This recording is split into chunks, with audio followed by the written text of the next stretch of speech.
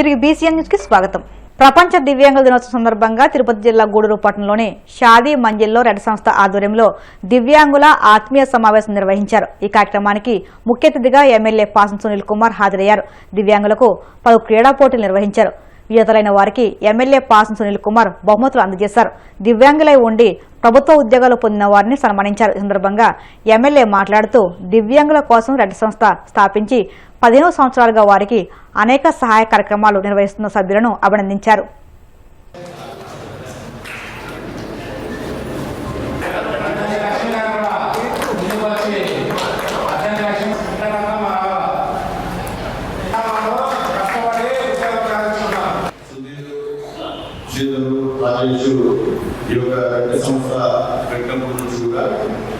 ప్రతి నెల 40 మందికి నిత్యావసర సరుకులు ఇచ్చేటువంటి కార్యక్రమం దాదాపు 5 సంవత్సరాలు కూడా కంటిన్యూ చేస్తున్నందుకు మనస్ఫూర్తిగా ధన్యవాదాలు తెలియజేస్తున్నాం. ఎందుకంటే మేము దీంట్లో తీసుకోము, ఖచ్చితంగా మాకు కూడా అవకాశం ఇస్తే మేము దాంట్లో సక్సెస్ అవుతాం. అలాగే ఏదన్నా సేవా కార్యక్రమంలో కూడా మాకు అవకాశం ఇస్తే వేరే సేవా కార్యక్రమాలు తీసుకోకుండా మేము బ్రహ్మాండంగా చేస్తామనేటువంటి దృక్పథంతో ఈరోజు ఈ యొక్క రెడ్ సంస్థ ఇక్కడ స్థాపించబడింది.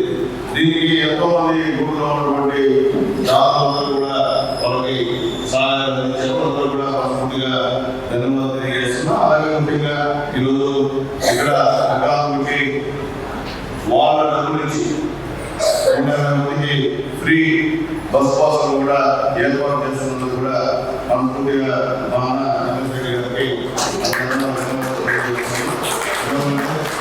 ఇప్పుడే మా వాళ్ళు చెప్పారు. ముఖ్యంగా ఇటీవలే అందులు అంటే కళ్ళు లేనటువంటి మహిళలు 2020 టికెట్ కానీ దాంట్లో ప్రపంచ కప్పు కొట్టినందుకు కూడా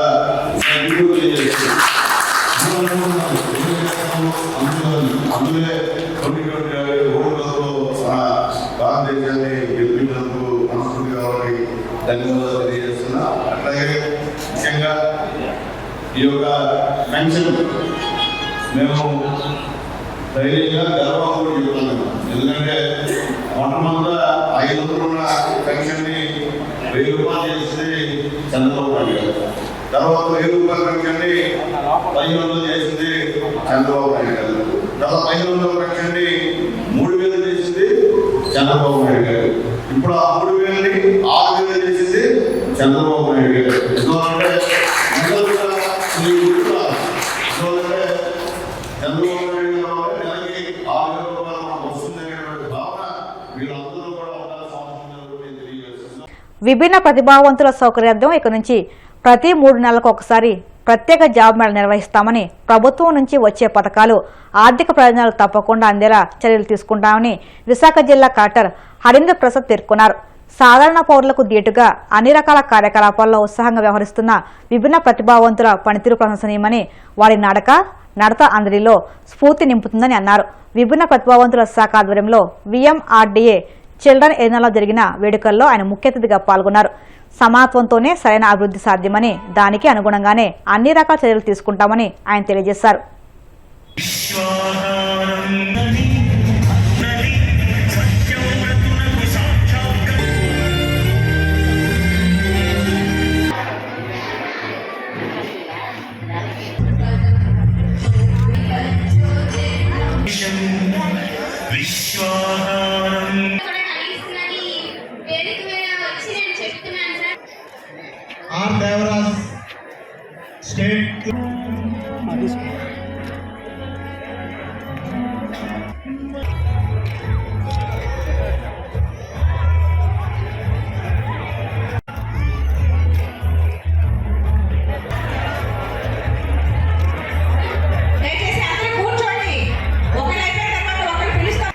అందరికీ ముందుగా అంతర్జాతీయ ప్రతిభావంతుల దినోత్సవ శుభాకాంక్షలు. ఈ మంచి కార్యక్రమం ఏర్పాటు చేసిన డిఫరెంట్ లేబుల్ వెల్ఫేర్ డిపార్ట్మెంట్ వారికి, అదేవిధంగా దానికి తోడుగా నిలబడిన మన డిఎల్ఎస్ఏ సంస్థ సెక్రటరీ వర్యులు జడ్జి గారు సన్నేష్ రెడ్డి గారికి, అదేవిధంగా పీడీ యూసీడీ వర్యులు యూసీడీ తరఫున చాలా సపోర్ట్ చేశారు, వారికి, విఎంఆర్డే వారికి. ఇప్పుడే చాలామంది మాట్లాడడం విన్నాం. ఈ లోపం అనేది మన మనసులో ఉంది తప్ప మన శరీరంలో లేవు. అది మనము పక్కన పెట్టేసి మనం అనుకున్న లక్ష్యాన్ని కృషి చేస్తే సాధించగలుగుతాము. 3 పర్ఫార్మెన్స్ చూసాం. ఒకటి వివిధ అవతారాలు, దశావతారాల గురించి హిడెన్ స్ప్రౌట్స్ స్పెషల్ స్కూల్ వాళ్ళు చేశారు. అదేవిధంగా లెబెన్ సెల్ఫీ వాళ్ళు వెంకటేశ్వర స్వామి గురించి వాళ్ళు ఒక యాక్టివిటీ చేశారు. అదేవిధంగా దాండియా మనం చూసాము పావని స్పెషల్ స్కూల్ నుంచి. వీటికి అన్నిటికీ నాకు తెలుసు మినిమం 3 నుంచి 4 నెలలైనా వాళ్ళు ప్రాక్టీస్ చేసి ఉండాలి. అంత చక్కగా చేశారు. ఈవెన్ నాకు కూడా కుడివైపు వచ్చేది ఎడమవైపు రాదు, లెఫ్ట్ సైడ్ వచ్చేది రైట్ సైడ్ రాదు. బట్ చాలా బ్యూటిఫుల్గా పిల్లలందరూ చక్కగా పర్ఫామ్ చేశారు. అంత ఎఫర్ట్ పెట్టి వాళ్ళందరినీ తయారు చేశారంటే వాళ్ళు hats off to all of them. అంత ఇంకా ఫ్రీక్వెంట్గా సంవత్సరానికి ఒకసారి కాకుండా కనీసం ఒక క్వార్టర్కి ఒకసారి, అంటే 2 to 3 నెలల మధ్యలో ఒకసారి అయినా ఈ స్పెషల్లీ ఏబుల్డ్ చిల్డ్రన్ కోసం, అడల్ట్స్ కోసం ప్రత్యేక రిక్రూట్మెంట్ డ్రైవ్స్ చేస్తామని ఈ సందర్భంగా మీ అందరికీ తెలియజేస్తున్నాను.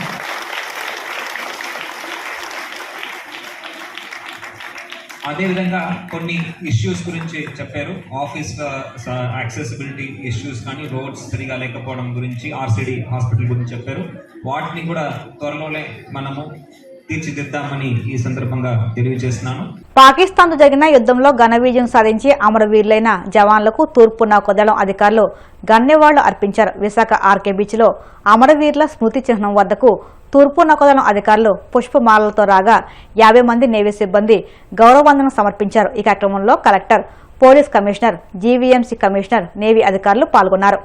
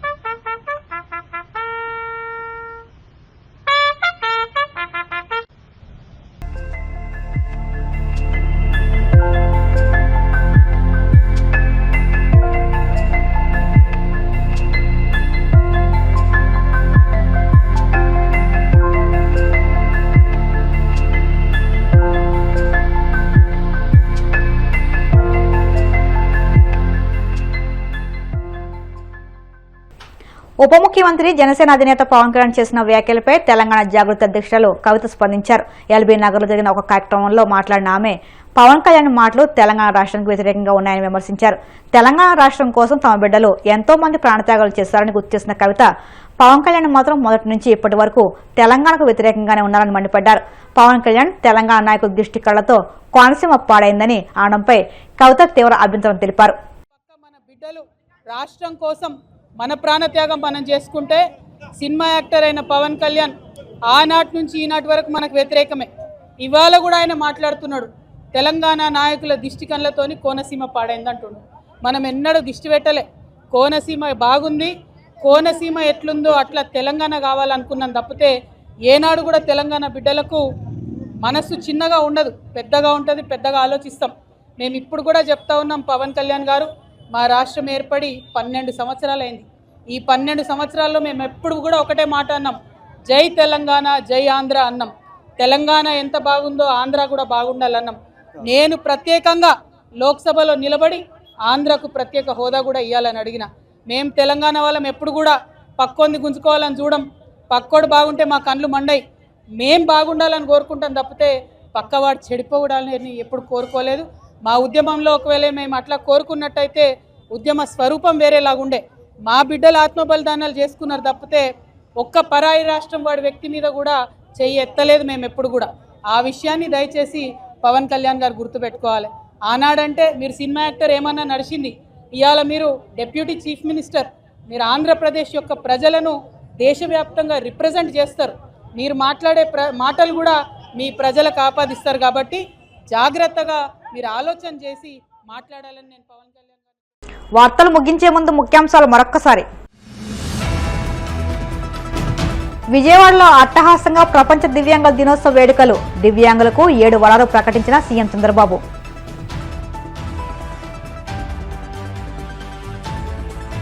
కరాటేలో బ్లాక్ బెల్ట్, గోల్డ్ మెడల్ సాధించి గిన్నీస్ బుక్ లో చోటు సంపాదించిన పెనుగొండకు చెందిన యక్షిత్ సన్మానించి అభినందనలు తెలిపిన మంత్రి సవిత.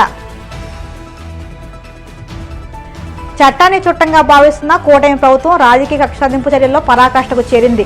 మండిపడ్డ వైసీపీ మాజీ ఎమ్మెల్యే టీజేఆర్ సుధాకర్ బాబు. డిప్యూటీ సీఎం పవన్ కళ్యాణ్ వ్యాఖ్యలపై తెలంగాణ జాగృతి అధ్యక్షురాలు కవిత ఫైర్. తెలంగాణకు వ్యతిరేకంగా మాట్లాడడం సరికాదని హితవు. ఈ వార్తలు ఇంతలో సమాప్తం. మరిన్ని వార్తల కోసం BCN digital YouTube channel, Facebook పేజీని ఫాలో అవ్వండి. అప్డేట్ వార్తల కోసం ప్లీజ్ సబ్స్క్రైబ్.